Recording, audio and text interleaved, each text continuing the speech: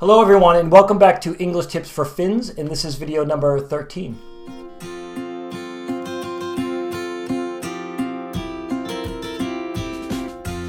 So I've gotten a few requests to make a video about everyday situations in English, and that's what this video is about. So this is something that's surprisingly hard in practice. It's something that you learn early on when learning a language, but then when the actual situation comes up, it's a little bit more difficult, whether it's because it doesn't follow the textbook or your own language gets in the way. So I think a lot of these phrases are going to be review for you, but hopefully you get something new out of it as well, and hopefully you're able to readily use them in the right situation. And just one more thing. So my purpose in making these videos is to help you improve and get by with your English. My purpose is not to make you a better person. So I recognized that there are differences between the way English speakers do something and the way Finns do something. And I recognize that there are positives and negatives to both. So strictly English language learning here.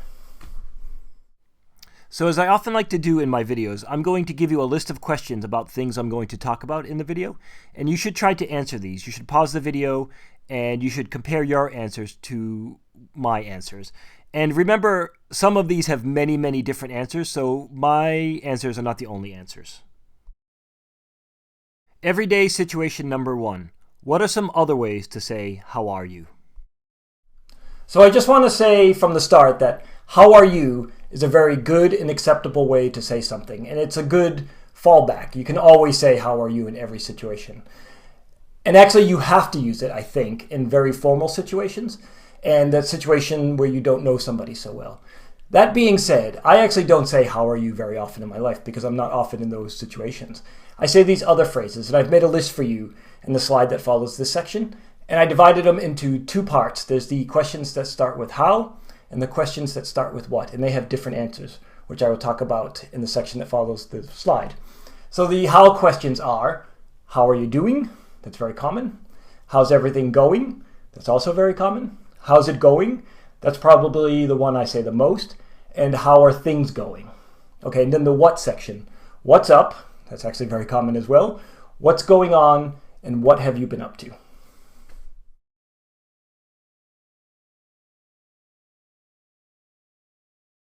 Everyday situation number 2. How do you respond to how are you and what's up? Okay, so the textbook answer to how are you in every textbook around the world is I'm fine, thank you, and you? And again, it's a very acceptable answer and it's a good fallback answer. But in reality, we don't actually say that very much. So we answer in many different ways. So if you're doing very well, you could say, great, actually. How about you? And two things with this. So the word actually is a great word that you should really get into your vocabulary. We say it all the time. And notice I said, how about you? So I reflect the question back to you. So that's a very important skill. You could also say, not bad, how's it going with you? And that's probably the one I say the most. It's pretty neutral. You're not doing fantastic, you're not doing bad, so not bad. And then again, I reflect the question back to you. And if you're doing a little bit negative, you could say, it could be better, I guess. How are you doing? So again, you're reflecting the question.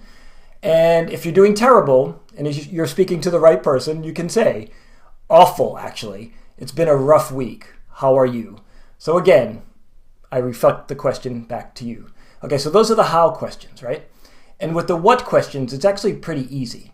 So if I say to you, or if you say to me, what's up? I could say, not much. What's up with you?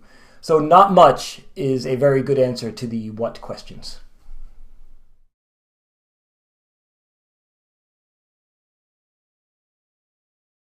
Everyday situation number 3.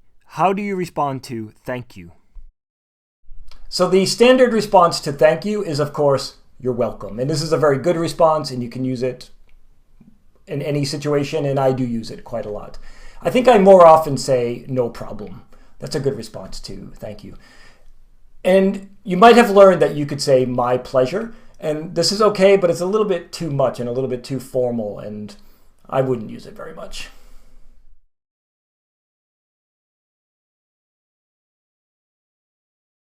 Everyday situation number 4. How do you respond to sorry?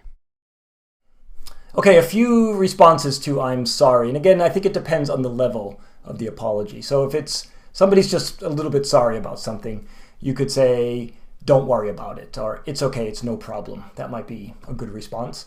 And if it's a huge apology and it really affects your life and the person says, I'm really, really sorry, you could say, apology accepted.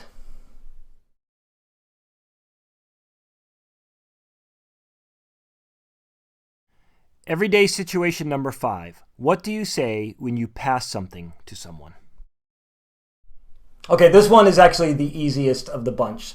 So let's say you ask me, can you hand me the marker? And I would say one of two things. I would say, here you go, or here you are. So here you go, here you are. That's about it.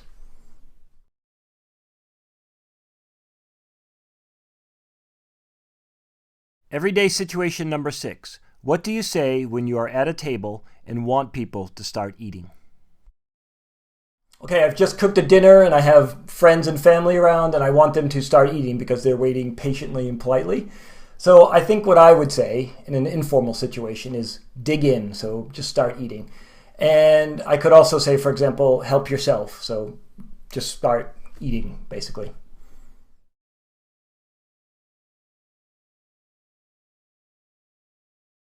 Everyday situation number 7.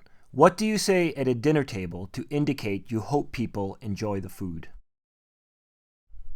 Okay, and this familiar phrase that's used in many languages around the world, if you want people to enjoy the food in English, then we usually use the French, so you would say bon appétit. Or if you don't want to use that foreign language, then you could say enjoy your meal.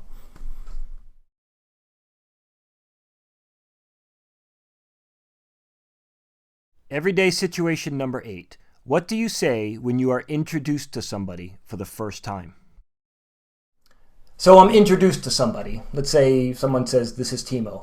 And I would say, nice to meet you. And then Timo would say to me back, nice to meet you too. So it's always good to say nice to meet you too. So you shouldn't hesitate to do that.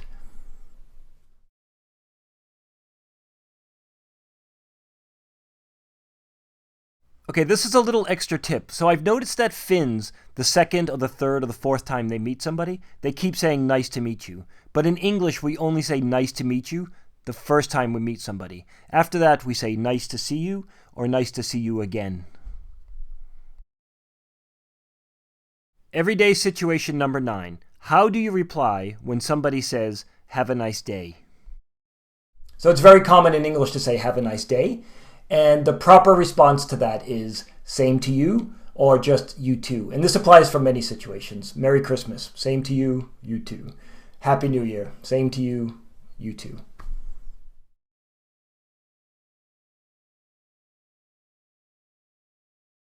Everyday situation number 10.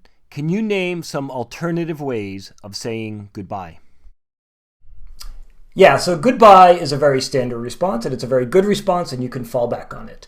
However, it's the same kind of thing as these other things. So we don't actually say it that often. So I will give you some examples of other things you might say. So you could say just bye. You could say bye-bye. You could say see you later, and I think that's the thing I probably say the most. You could say take care, and take care is very nice. It's not overdoing it, and it's kind of a kind way to say goodbye.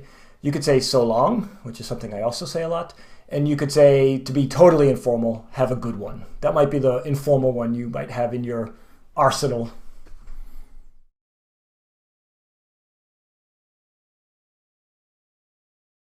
Okay, when I made a list of these different things I'm going to do, I totally forgot about please. I can't believe I forgot please. It's the word that you don't have a translation for in Finnish. So I think a good rule of thumb with please is you only use it once. And I think you should use it once if you're asking somebody for something. So use it once and only once. I think that's the rule. So can I have a beer, please? Could you please help me? Something like that.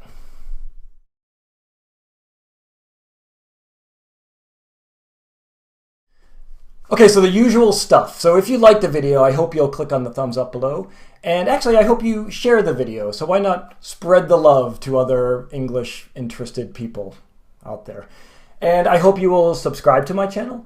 And I have a course that's on another website called Udemy, and it's called 50 Common English Mistakes Made by Finns. And if you follow the link in the description box below, you'll get to that course and you'll get half off the course.